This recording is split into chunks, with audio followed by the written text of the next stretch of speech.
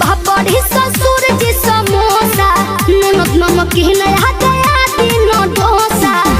ससुर में देखो लेनी सब दुनिया कि हमारा देवला होवे दही रे बहलम महाबोलिया कि हमारा देवला होवे दही रे बहलम महाबोलिया तहिया दिलवा में जखम नाम भइले बिया खुशी उहे तू केतनो सिंगार कहला सजला हाँ। लेकिन जान तोहार एक चीज मारेला। अच्छा सुना बताओ तनी का हो तोहर कजरा कमाल उठवाला ले लाल बाकी दौड़ेला मनवा टिकुली आईपा करिले शुक्रिया हम ओह भगवान के तोहके बनौले बाड़े कौन माटी सान के दिल में मोहब्बत जगा दिला राजा। तबला पे हुड़का बजाओ तो आओ अरे की मुआनी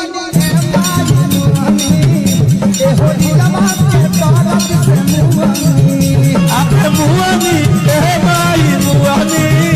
ए हो दिलवा के तारक से मुआनी के बात बाहुम देवरा से पकनी अरे देवरा से पकनी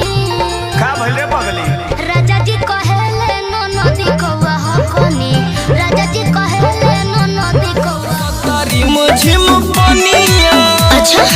बोला का करत बारू धनिया बोला बोला पहिलो ना घरे है सोचतानी हो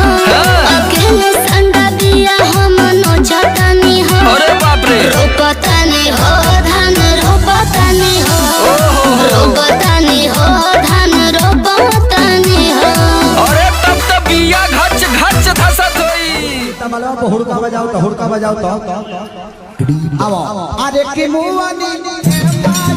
ए हो दिलवा के तारक से मुआनी अरे मुआनी ए माई मुआनी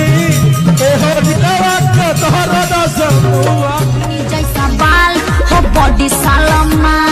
रौआ जैसन केहू नहीं खे दुनिया में सेटर रौआ जैसन केहू नहीं खे दुनिया में सेटर हम के मरद चाहे बेटर हम के दुल्हा चाहे लागल मम्मी है मोर जागल बचलैया बेटे उपाय चढ़े पर तो कोठावा पे रात भर करी है तो प्यार चुमा देबो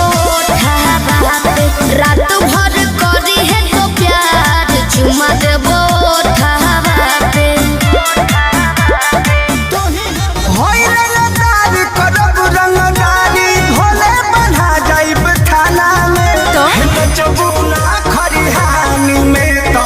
बचबुना समदाना तोहरे लटकिया काला टंगा तनी प्यार वाली बतिया कहरा ए राजा जी वही ठमडोलिया छटहिया